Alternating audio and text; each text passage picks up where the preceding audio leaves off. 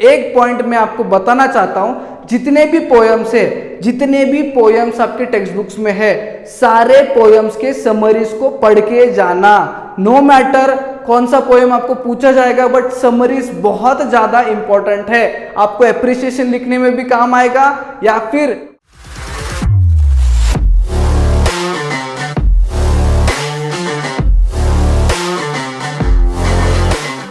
हाय नमस्कार दोस्तों, मैं सर आपका आईडी वाता में स्वागत करता हूं।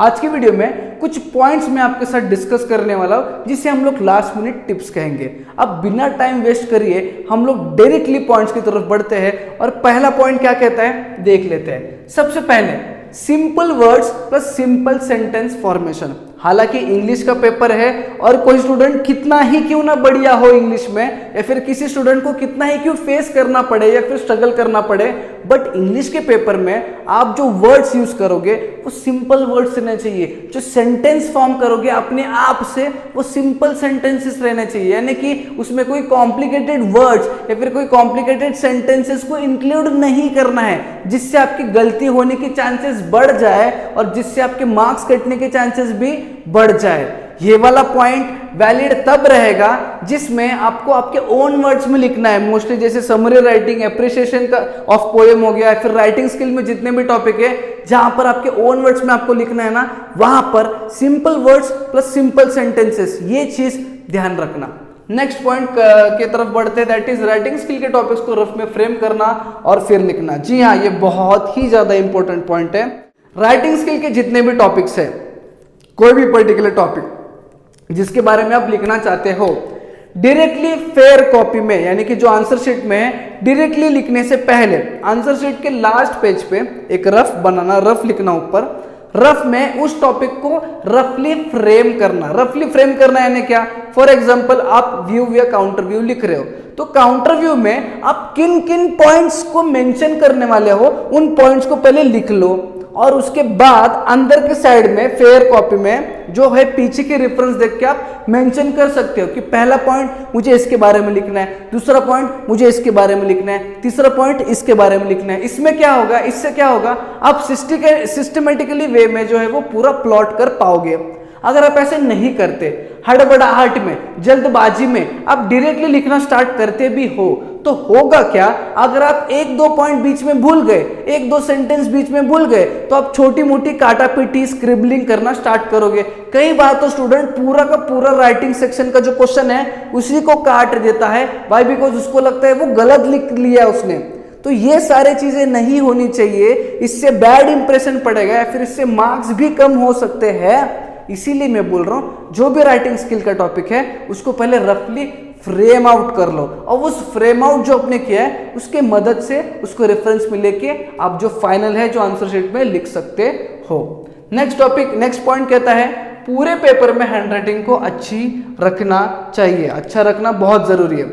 नो मैटर कितना बड़ा पेपर हो, नो मैटर कितने टेंस्ड सिचुएशन में आप हो, या फिर नो मैटर कौन सा क्वेश्चन आप लिख रहे हो, हर एक मोमेंट में आपको अपनी हैंडराइटिंग को अच्छी मेंटेन करके रखना है। यूजुअली होता क्या है, बच्चे पेपर बहुत अच्छे हैंडराइटिंग से स्टार्ट करते हैं और लास्ट में एज यूजुअल राइटिंग स्किल को रख देते हैं, और राइटिंग स्किल में जो गंदी तरीके से लिखना स्टार्ट करते हैं, ना ही उसमें कोई फॉर्मेट फॉलो हो रहा है, ना ही उसमें कोई वर्ड लिमिट फॉलो हो रहा है, ना ही अच्छी हैंडराइटिंग फॉलो हो रही है, उसमें फिर छोटे मोटे काटा पीटी जो स्क्रिबलिंग वगैरह वो सारी चीजें हो रहे हैं, और जो सेक्शन जिसमें ज्यादा मार्क्स है, 25 मार्क्स के लिए पूछा जा रहा है, उसी में आप सारे मार्क्स लूज करते हो।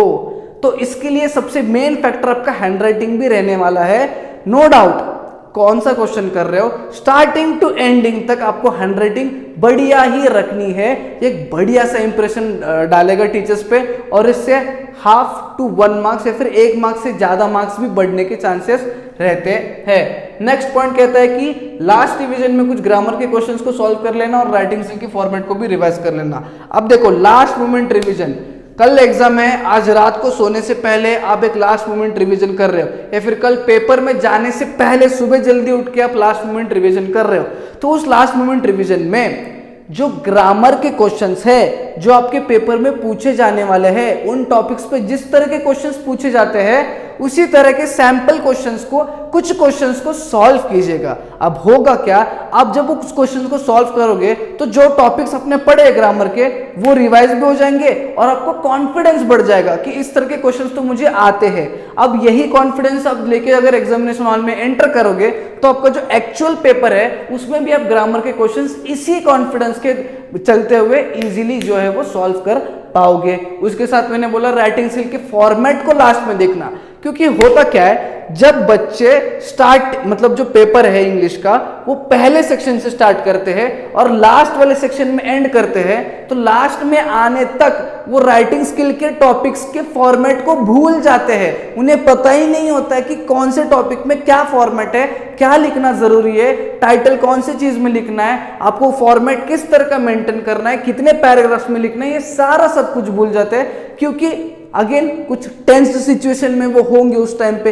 इसीलिए लास्ट मोमेंट में जाने से पहले एक बार फॉर्मेट को देख लेना, 2-3 क्वेश्चंस किस तरह से सॉल्व किए, ताकि वो फॉर्मेट आपको फ्रेशली याद रहे एग्जामिनेशन हॉल में।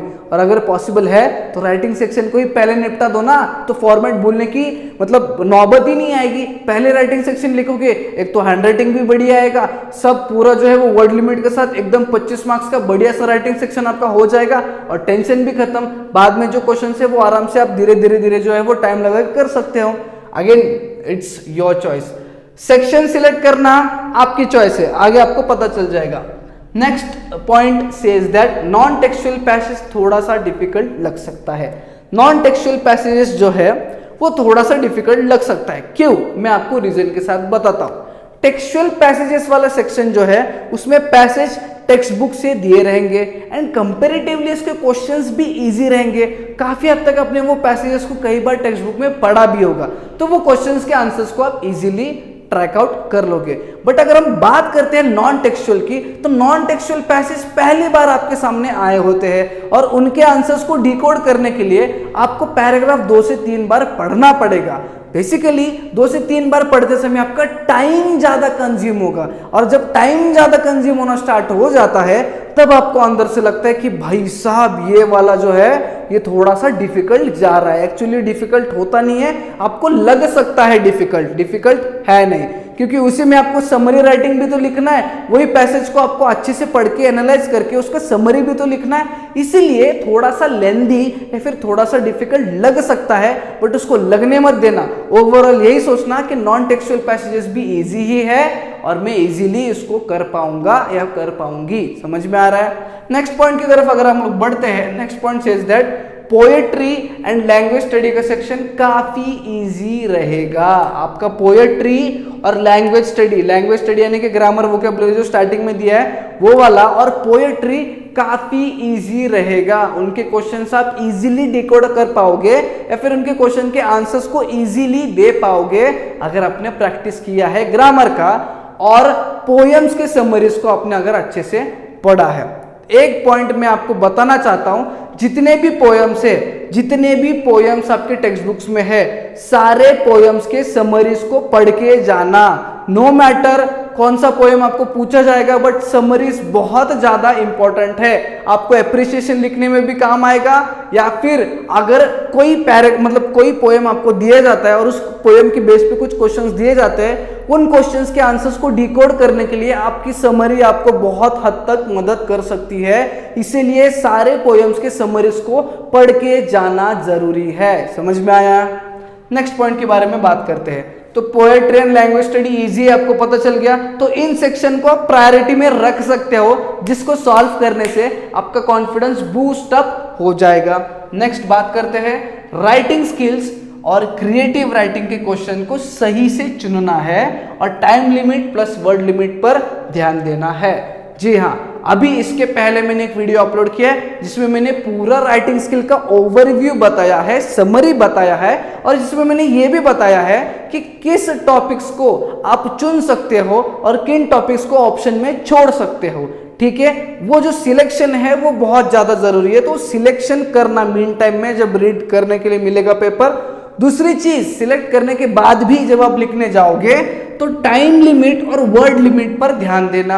आपको खुद से टाइम सेट करने की, देख भाई अगले 15 मिनट में मेरा ये वाला जो टॉपिक है लिख के हो जाना चाहिए और अगले 80 शब्द में ही मैं इतने टॉपिक को, इस टॉपिक को जो है वो खत्म कर दूंगा, 80 वर्ड्स के आगे मैं एक्सीड नहीं करूंगा। ये एग्जांपल बता रहा हूं मैं, ठीक है। कोई पर्टिकुलर क्वेश्चन को मैं बता नहीं रहा हूं कि कितने वर्ड्स में लिखना है, वो आपको पता है, बट मैं एग्जांपल के तौर पे बता रहा हूं कि वर्ड लिमिट और टाइम लिमिट साथ में लेके चलना, उसको आपको टारगेट रखना है, वर्ड लिमिट भी टाइम लिमिट भी। अगला point says that do as directed वाले questions plus passage based questions को ध्यान से पढ़ना जरूरी है। जी हाँ, डू एज डायरेक्टेड वाले क्वेश्चंस या फिर पैसेज के नीचे जो दिए वाले क्वेश्चंस है, अब वो क्वेश्चंस ऐसे क्वेश्चंस है, अगर आप सही लिखते हो तो 1 मार्क मिलेगा, गलत लिखते हो तो 0 मार्क मिलेगा। उसमें राइटिंग सेक्शन जैसा कुछ है नहीं कि आपको पार्शियली हाफ या फिर 1 मार्क दे सकते हैं 2 मार्क में से वगैरह। आपको एक तो पूरे मिलेंगे वरना डायरेक्टली 0 मिलेगा। इसीलिए उन क्वेश्चंस को ढंग से ध्यानपूर्वक पढ़ना, उसको एनालाइज करना, तभी आंसर को ढूंढ के उसके जगह लिखना, और यही सोचना है कि अगर सही जाता है तो फुल मार्क्स, गलत जाता है तो उस क्वेश्चन में 0 मिलेगा। ये समझ के ही आपको हर एक क्वेश्चन का, जो कि डू एज डायरेक्टेड या फिर पैसेज के बेस पे जो क्वेश्चन है उसके आंसर्स लिखने हैं।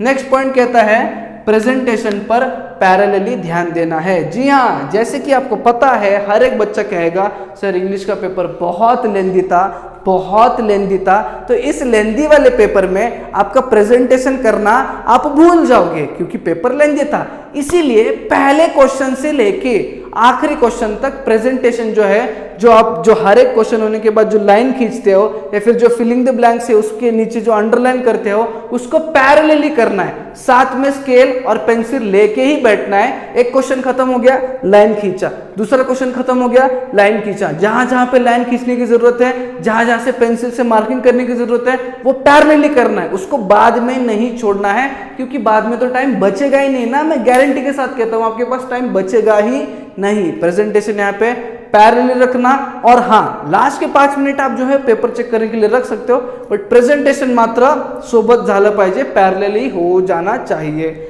आगे ओके, इतने ही पॉइंट्स थे, तो इन्हीं सारे पॉइंट्स को ध्यान रखिएगा, इन्हीं सारे पॉइंट्स को ध्यान रखते हुए पेपर को अटेम्प्ट कीजिएगा।